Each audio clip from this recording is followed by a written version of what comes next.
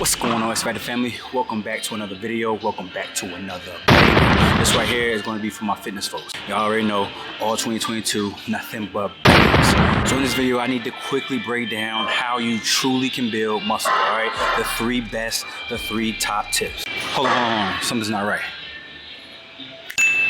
All right, there we go. Now the reason I took my hoodie off is because I already know you guys do not want to listen to me unless I actually had the muscle that I'm telling you can earn. But basically, these are the three top tips. These are going to be the best tips that you should utilize in order for you to truly build some muscle. So I need you guys to make sure you stick to the end because I'm going to save the best for last. But before we get into it, I need you guys to subscribe. I need you to smash that thumbs up, and I need you to hit the bell so you'll be notified every time I drop a. All right, so first things first, the first best tip I need you guys to start doing is taking your working sets to failure. Now, when I'm talking about failure, I'm talking about leaving nothing in the tank. You need to be cranking out these reps to where if you had great form, you would not be able to lift your arms, you would not be able to press, you would not be able to pull. Whatever exercise you are doing, you must not be able to do another single rep.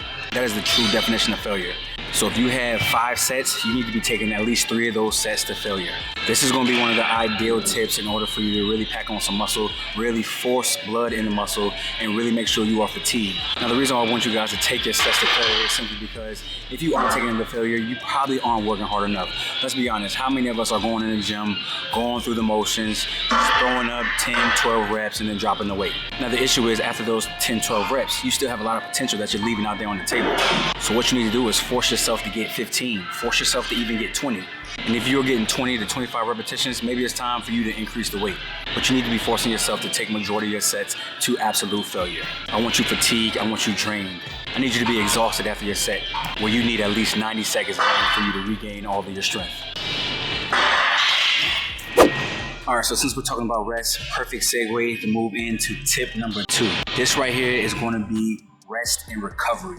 It is highly important, and I highly recommend that you get you some more rest and some more recovery days. All right, you need at least 1 rest day a week.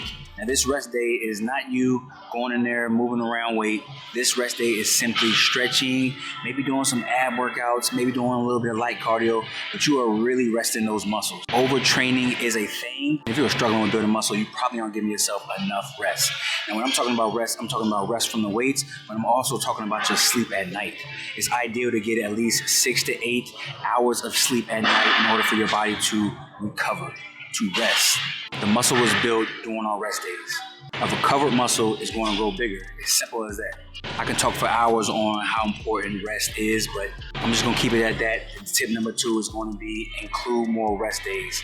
Now, I'm not saying you need to be resting 3 to 4 days a week, but you do need to make sure that you at least get 1 full day of nothing but rest. Stretch your muscles out, mentally prepare for that week ahead. And put the Instagram, put the Netflix up, get some sleep at night. Get you at least 8 hours of sleep.